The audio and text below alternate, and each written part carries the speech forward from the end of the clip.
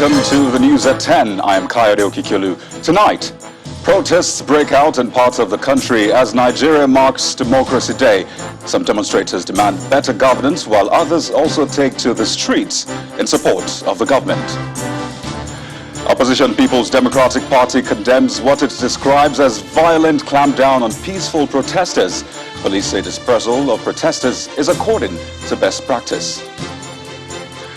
The president restates commitments to bequeathing a sustainable democratic culture, says addressing insecurity, infrastructure and economy remains his priority. And G7 leaders adopt plan to support less developed countries in building better infrastructure to rival China. On business news tonight, Ecobank raises $350 million from first ever Tier 2 Eurobond issue. And on sports news tonight, Barbara Krejcikova wins maiden Grand Slam singles title at the French Open after beating Russia's Anastasia Pavlyuchenkova 6-1, 2-6 and 6-4.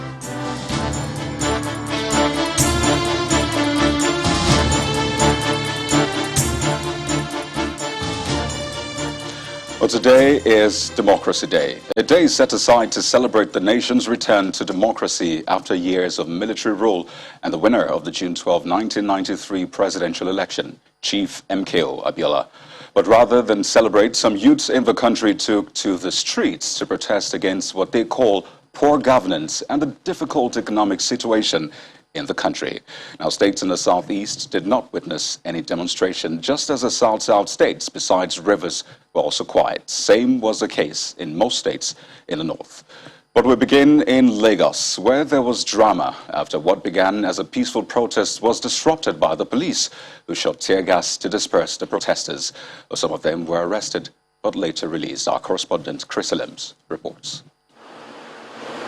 Calm, peaceful, tranquil aptly described the Ojota venue of the June 12 Democracy Day protest in Lagos. The police are stationed strategically, prepared for any eventuality. Suddenly, a group of protesters arrived at the scene, chanting and bearing placards with various inscriptions. Attempts by the police to dialogue with them proved abortive, as they seemed bent on making their voices heard. God is not happy with them. God is not happy with our leadership. Whatever it is, so but it's not democracy. So there's nothing to celebrate about today, and I'm still here anyway. There's nobody can intimidate me. As far as I'm unharmed. I'm unharmed. I came here peaceful. I don't have anything against anyone. The scene gets a little chaotic as the police move in, deploying canisters of tear gas.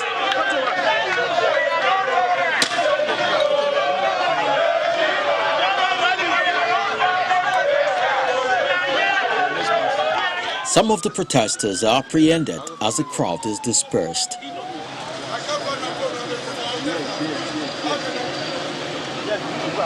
But they soon gather again, asking for better leadership, an end to insecurity and oppression of the youth. If you use your social media, there's problem. If you come out to protest, there's problem. So what does that tell us about the government, now the current government? So I said, when we are protesting, we are just letting you know our concerns. A leader that has the interest of the people at heart will listen. The government is quick to react. They are not quick to respond. As you can see, all I have with me is a flag. I have no weapons with me. This is totally uncalled for. They brought armored tanks, they brought trucks. We even saw a helicopter a minute ago.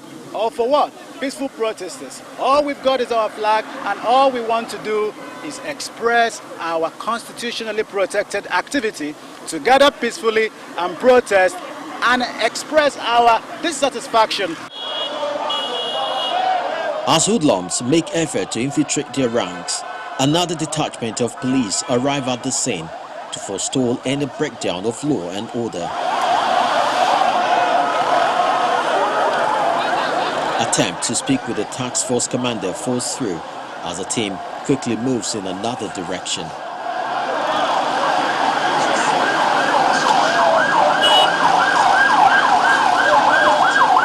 The people insist they want to feel the impact of governance in their lives and vow to continue to raise their voices until they get their wish. Chris Elems, Channels Television News. The June 12 protests also held in some southern states of the country, with protesters demanding a better Nigeria. Issues of insecurity, unemployment and hunger dominated the agitations. In Edo State, some residents and members of civil society groups embarked on a peaceful protest around major streets in Benin City, the state capital. They also took their demands for better security within the state and the highways to the government house. There, they presented their demands to the deputy governor of the state, who had joined them in the march. Our farmers can no longer go to the farm. Our people can no longer travel. And we need to evaporate from Benin to go to my village. I cannot, for fear of insecurity. In the constitution that is about to be amended, there should be state police, should be in our law. And not just state police, we should also have, like they have in America, county police. Because the real policing is at the community level. In Rivers State, the deployment of armed security operatives did not stall the protest. A few members of civil society groups turned up for the demonstration at the Port Harcourt Pleasure Park on the Port Harcourt-Aba Express Road. Selling of body parts is becoming a new trade. In fact, as I speak to you, some communities in Andoni is sacked. As the group rounds off their protest, the state's commissioner of police arrives at the venue for an on-the-spot assessment. He commends the protesters for being responsible. They love Nigeria. We all love Nigeria. And the way they behave to show that all of them love Nigeria. In Osun State, there was also a heavy security presence in the state capital, Osogbo. A coalition of civil society organizations and student unions staged a peaceful protest. The message is the same: an end to insecurity and oppression. We don't know who's next. They kill senior citizens in broad daylight. Who are we to say we are secured? Meanwhile, shops and marketplaces in the state capital were all closed following rumors of possible riots. In neighboring Oyo State, protesters were also seen at the Mokola end of the state, chanting songs and carrying placards.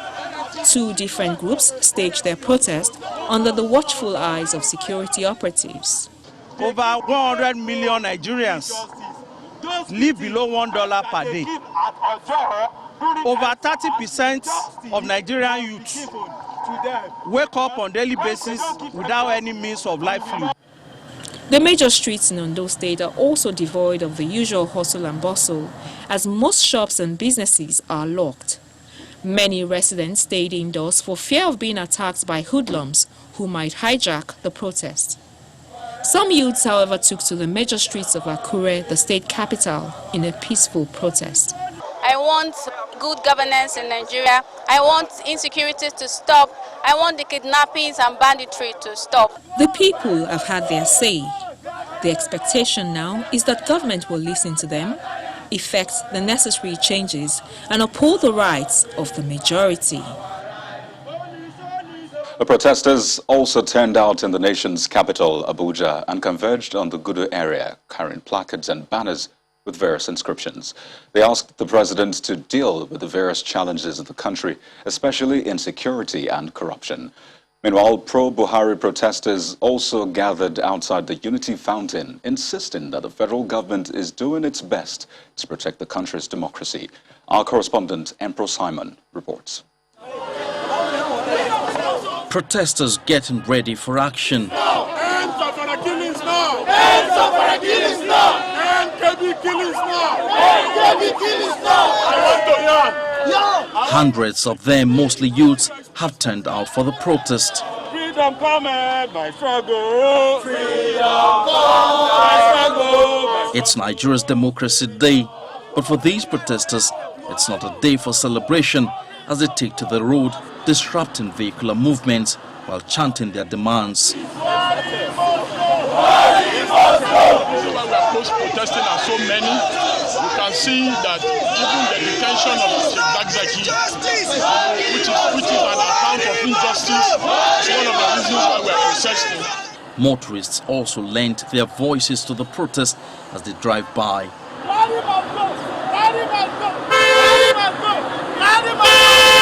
Among the protesters are some members of the Shiite movement in Nigeria who are demanding the release of their leader, Sheikh Ibrahim el-Zakzaki, who has been incarcerated for over 5 years. Free Sheikh Zakzaki! Free Sheikh Zakzaki! Security is the paramount thing to any citizen. We have no security in the country, high level of banditry, high level of kidnappings, high level of corruption and all. Some minutes into the protest, policemen arrived at the scene. They pulled the trigger and fired tear gas canisters at the protesters who take to their heels.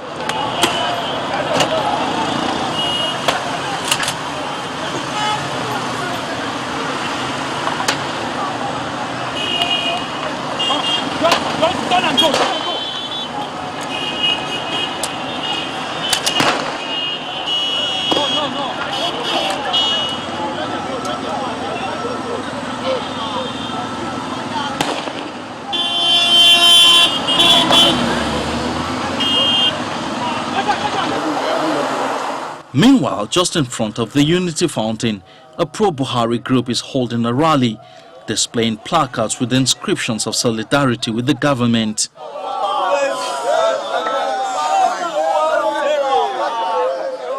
Freedom of speech should not be abused. I am not saying that everybody should not be allowed to air out his view, but the truth is it shouldn't be abused, and you shouldn't be found at any time inciting the general populace or issuing out fake news. In most cases, we are seeing situations where people are found of giving out fake news or are being politically motivated. This country is suffering from politicians. They mislead the youth, they give you a wrong direction, and all we do, we keep following them. Now, Nigerians must change our attitude, and everything we are doing must be scrutinized.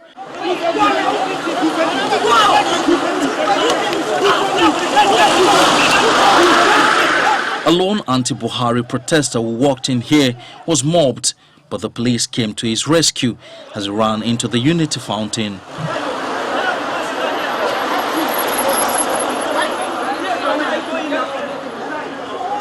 The protest continues as the group insists that the Buhari-led administration is doing its best to protect the country's democracy.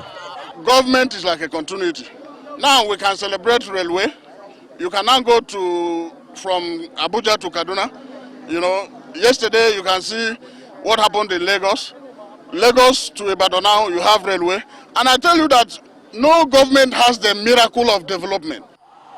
June 12 replaced May 29 as Democracy Day after President Muhammadu Buhari signed the Public Holiday Amendment Bill into law in 2019, recognizing the new Democracy Day.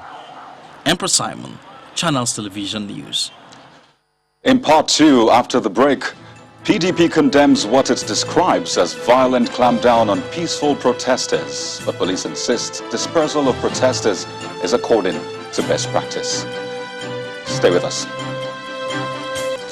If you've just joined us, you're watching the news at 10 live on Channels Television Lagos. A reminder of our top stories.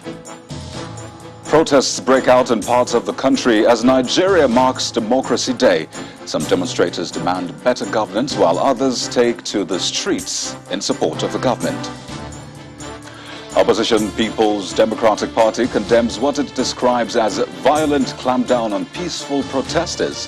The police say dispersal of protesters is according to best practice. The president restates commitment to bequeathing a sustainable democratic culture, says addressing insecurity, infrastructure and economy remains his priority. And G7 leaders adopt plan to support less developed countries in building better infrastructure to rival China.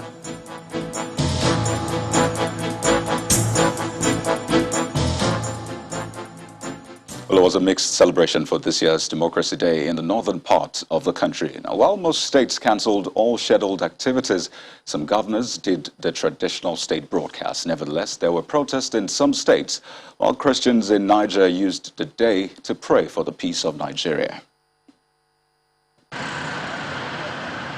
Armed security operatives at the August 27 Stadium in Damaturu, the capital of Yobe State. This is the proposed venue for the Yobe leg of the nationwide protest. However, the protesters were nowhere in sight as the town experiences some level of calmness. There were no protests in Kano, Zamfara, Gombe, Nasarawa, Taraba, Kwara and several other northern states as residents of these states carried out their daily activities without any inhibition. In Adamawa State, however, the protesters defied the heavy downpour as they chanted their demands through the streets of Yola, the state capital. In Benue State, a group of young people joined the nationwide June 12 protest as they call for improved security and welfare of the citizenry. Our voices must be heard. Our voices must be seen if possible. And action, corresponding action, must be taken. As we are speaking today, I'm not pessimistic, but I can tell you from the current trends in the last 3 months, more people are going to still die today, like they died yesterday. Nevertheless, Governor Samuel Otom used a state broadcast to assert his view on the planned recovery of grazing routes by the federal government. I challenge the presidency and I challenge any other person who is not comfortable with what we're doing here in Benue State. Let them come out with a position that is better than what we have done. Our prohibition of open grazing law provides for the herdsmen and farmers. We shall emerge stronger. His counterpart in Plateau State also used a state broadcast to mark this year's Democracy Day as he appeals to Nigerians to place peace and stability above religious and political sentiments. We have to build a society that promotes freedom, justice, tolerance, and reconciliation. We all have to bear in mind that we have a role to play in not only sustaining the democratic culture, but also standing up for good governance and politics that seeks to serve rather than be served. The Democracy Day celebration took a different dimension in Niger State as members of the state chapter of the Christian Association of Nigeria seized the opportunity to pray for peace in the country. It's been a testimony that Niger State was about the most peaceful state in the country. Then suddenly that envious position changed and we are having some challenges presently. So we have come to pray that God will intervene for us. The group also prayed for the protection of lives of security operatives who are involved in various operations across the country. Meanwhile, the People's Democratic Party has condemned what it describes as the violent clampdown by agents of the All Progressives Congress government on Nigerians peacefully protesting on Democracy Day. The party says the action demonstrates APC's aversion to democracy, adding that it is awkward that the APC and President Buhari, who were allowed their freedom when they protested in 2014, will turn around to subject Nigerians to inhumane conditions. Part of the statement reads, "It is instructive to note that President Buhari, in his supposed Democracy Day address, failed to rein in his security operatives despite the cautions by the PDP. This places the culpability for whatever befalls Nigerians in the face of the violent attacks by security agencies on the APC, as well as Mr. President's desk." According to the party, it is not surprised that in the President's speech, there was no commitment towards upholding the democratic tenets of free speech, freedom of expression, freedom of association, and right to peaceful protest, as enshrined in the 1999 Constitution. It asks democratic institutions around the world to take note of the alleged infringement and clamp down on democracy in Nigeria by the APC. In the meantime, the police have been responding to criticisms that the command clamped down on protesters by firing tear gas at them. Commissioner of Police and the Force PRO, Mr. Frank Mba, explains that What the police did today is in line with international best practices of dispersing violent protests. He spoke to Channels Television in an exclusive interview in Abuja. We had an isolated case in Abuja where some of the protesters became unruly, and in line with international best practice, the police fired tear gas at them. And that is an acceptable mode of engaging violent protesters anywhere in the world, whether it's in Abuja, whether it's in Lagos, whether it's in Paris, whether it's in London or New York or California or Moscow. That is internationally accepted. We would have problems if we have fired live bullets at them, but when you fire tear gas at protesters to disperse them, you are not in breach of any known code, either nationally or internationally. I also want to use this opportunity to state clearly that no citizen, either in Lagos, Abuja, Port Harcourt, Kano, or anywhere, is currently in detention as a result of these isolated incidents. But as long as protesters conduct themselves within the confines of the law, they do not constitute themselves into nuisance, they do not breach the rights of other citizens, they do not obstruct traffic, they do not compel other citizens to join their protest, the police will largely, very largely, work with them. When you protest in contravention of this set of conditions I've given, you are coming in direct conflict with the laws of the land, and the police will never stand by idly and want to create problems for the entire polity. Well, outside Nigeria, in London, some Nigerians also gathered at the Nigerian embassy, calling for an end to what they perceive as bad governance in Nigeria. Our London correspondent Juliana Olayinka was at the scene earlier in the day. Well, it's pretty empty now, but a couple of minutes ago, Parliament Square, where I'm standing, was absolutely full of hundreds of Nigerians from across the United Kingdom that decided to gather today on June 12th, which of course is a significant part and moment in Nigeria's democratic calendar, to voice what they believe is frustration against bad governance. They descended upon Trafalgar Square, they marched towards here, and I believe they will continue their protests for the rest of the day. Juliana Olayinka reporting for Channels TV News in London. Back here in Nigeria, in his nationwide broadcast, President Muhammadu Buhari told Nigerians that he remains resolute in his commitment to bequeathing a sustainable democratic culture and to see that Nigeria remains a country for each and every one of us. He also touched on insecurity, infrastructure, and the economy.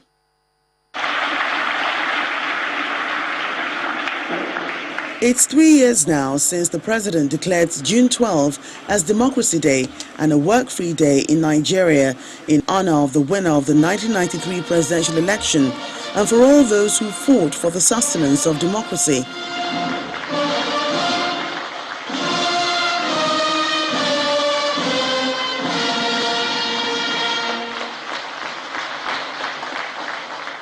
And to mark this day, the president addresses the nation. He begins by celebrating the country for what he calls the freedom that exists and for the unity of Nigeria as a country. He goes on to acknowledge the can-do spirit of Nigerians, which according to him has kept the country together, promising to reinvigorate the fight against insecurity and insurgency. I join you all today to commemorate and celebrate our Democracy Day. It is a celebration of freedom and a victory for one people, one country, and one Nigeria. Once again, I want to render my sincere and heartfelt condolences to the families and friends of our gallant servicemen and women who lost their lives in the line of duty and as sacrifice to keep Nigeria safe. The president also insists that he's committed to going after those behind what he calls the senseless arsons, kidnapping and murders across the country, saying he shares the pain of families and direct victims of ransom-seeking criminals.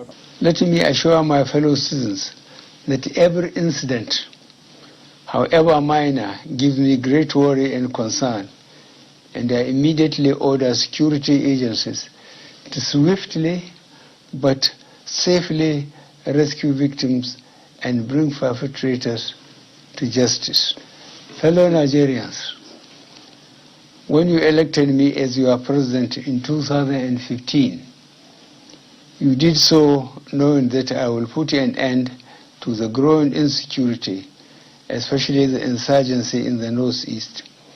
But the unintended consequences of our scattering them in the northeast push them further in country, which is what we are now facing and dealing with. On the economy, he lists the intervention of the government and the Central Bank of Nigeria in driving economic growth over the last 6 years, targeted mostly on agriculture, power and healthcare. The Economic Sustainability Plan, our rebound plan for the COVID-19 pandemic, developed in 2020, is currently being executed. The plan is primarily focused on the non-oil sector, which has recorded phenomenal growth, contributing over 90% to the GDP growth in the first quarter of 2021. Though marginal, we have recorded GDP growth over 2 quarters, second quarter of 2020 and first quarter of 2021.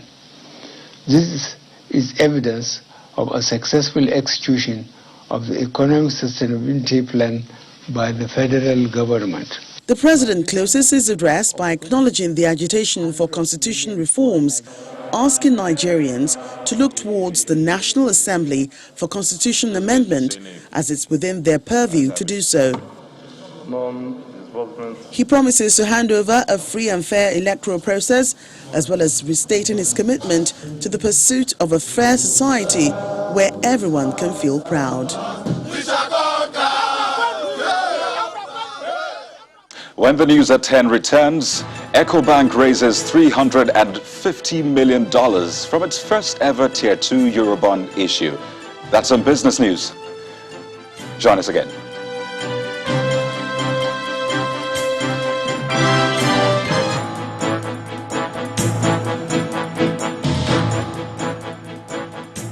Well, as Nigeria marks another Democracy Day, the Imo State Governor, Hope Uzodimma, says to end insecurity and achieve greater things as a country, there's need for constructive engagement and continuous dialogue by stakeholders. It says democracy is the best form of government as it provides a political space and platform to resolve seemingly intractable socio-political and ethnic issues.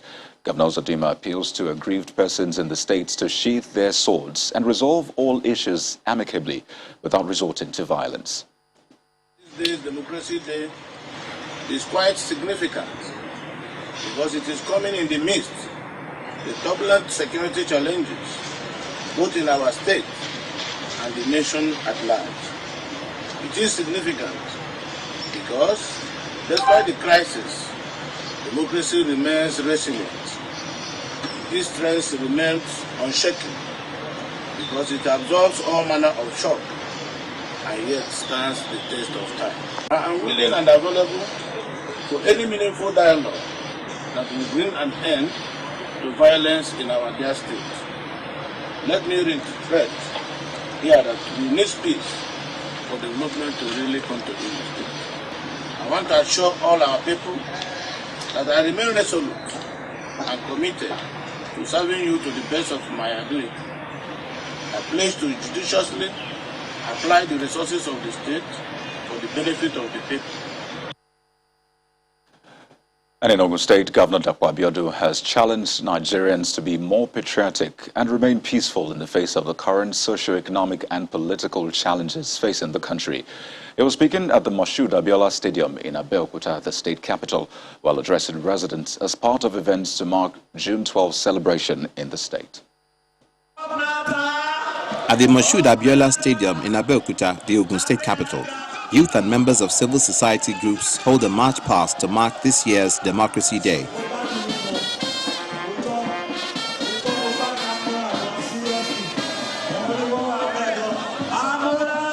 In line with the message of democracy, Governor Dapo Abiodun preaches hope, patriotism and unity in the face of security and socio-economic challenges. Let us push all the negative and divisive forces and policies on the back foot and embrace the symbolism of June 12. Let us join hands to make Nigeria work for all Nigerians.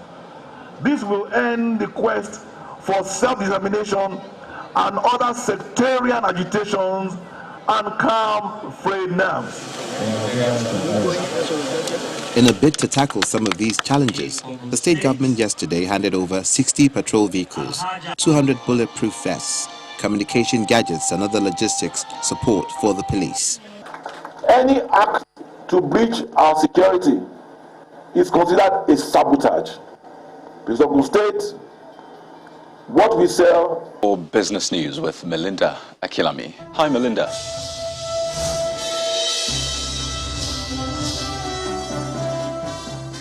Many thanks, Kayode. We begin with some company news. Ecobank Transnational Incorporated has successfully raised $350 million from its Tier 2 Eurobond issue. The landmark issue represents the first ever Tier 2 sustainability note by a financial institution in sub-Saharan Africa, was oversubscribed by 360% and will be listed on the main market of the London Stock Exchange. ETI's Group Chief Executive Officer, Mr. Ade Ayeyemi, says the Tier 2 issuances represent a clear strategy, solid positioning of the company across the Pan-African banking space, as well as its long-term focus on sustainable initiatives. President Muhammadu Buhari has been speaking about ongoing efforts to lift the 100 million Nigerians out of poverty. In his Democracy Day speech, the president reveals that in the last 2 years, 10.5 million people have been lifted out of poverty. He states his administration's resolve to ensure that the target is met irrespective of the impact of COVID-19. Our overall economic target of lifting 100 million Nigerians out of poverty in 10 years is our goal, notwithstanding COVID-19. In the last 2 years, we lifted 10.5 million people out of poverty. Farmers, small-scale traders, artisans, market women, and the like. I am very convinced that this 100 million target can be met, and this informed the development of a national poverty reduction with growth strategy. The specific details of this accelerated strategy will be unveiled shortly. The Nigerian Communications Commission, NCC, says it has concluded the process for determining the cost-based price of mobile international termination rate. According to a statement by the telecoms regulator, the process will ensure healthy competition on traffic handling for voice services between local and international operators in the country. It adds that regulating the ITR is imperative for developing countries such as Nigeria with volatile currencies in order to prevent or mitigate the imbalance of payments with international operators. Let's look at the equities market now. It ended the second week of June in the green after a mixed performance within the 5 trading days. The market's main index sustained the 39,000 point level, which it regained within the week, with a 1.11% week-to-date increase, which was driven by investors bargain hunting for some high-value and mid-cap equities. Stock performance on the sectoral chart was also mostly positive across the 5 major counters of the listed equities, save for the insurance sector, which dipped by 4.12%. Meanwhile, the volume of shares traded within the week was lower by 2.2% compared to the previous week, as 1.05 billion shares changed hands for 12.83 billion naira in over 17,800 deals. That's business news. It's back to you, Kayode.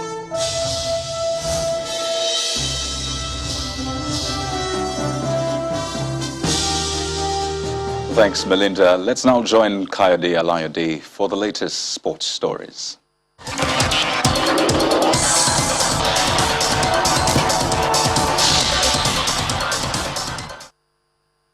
Thank you, Kayode. Welcome to Sports News.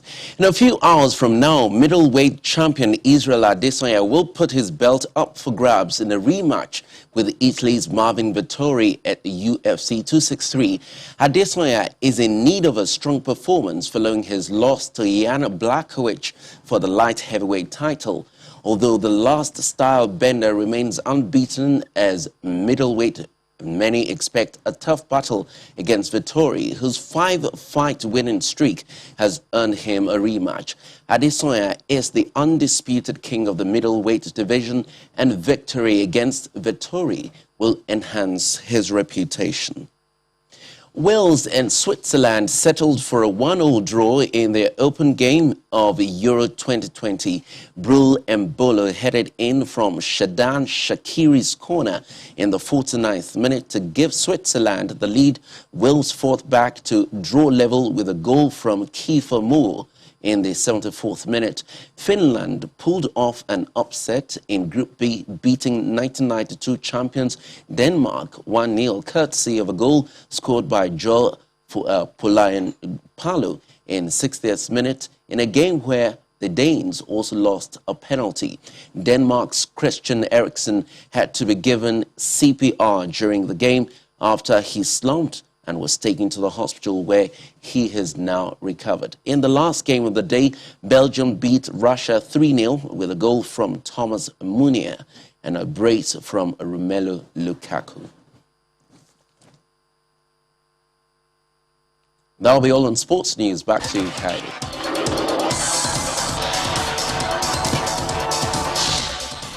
Thank you, Kayode. G7 leaders meeting in Cornwall, southwest of England, have agreed on a spending plan for infrastructure investment in developing countries to counter China's growing global influence. On the second day of their first face-to-face meeting in nearly 2 years, the leaders have also committed to a new plan to stop future pandemics. The measures include cutting the time needed to develop and license vaccines and treatments for COVID-19 to under 100 days. Day 2 of the G7 summit, and on the agenda, world vaccine distribution, the escalating tensions surrounding the post-Brexit deal, and countering China's growing influence. The group of 7, made up of the United States, Britain, Canada, France, Germany, Italy and Japan, were also joined by leaders of guest nations, South Korea, Australia and South Africa, as well as the United Nations chief, Antonio Guterres, on the second day of the 3-day summit. The leaders issued the costbased Bay Declaration, which aims to prevent any repeat of the human and economic devastation caused by COVID-19. The plan will be officially unveiled on Sunday, alongside the final summit communique. Although China was not represented at the meeting, it was one of the main talking points of the day, as leaders say they will pledge money to support poorer countries in building better infrastructure, in a direct challenge to Beijing's Belt and Road Initiative. Thank you, Mr. President. I want to thank you for our discussion yesterday. And on the sidelines, leaders held several bilateral meetings. In their first formal in-person meeting, French President Emmanuel Macron told U.S. President Joe Biden that the United States is back as a cooperative leader of the free world.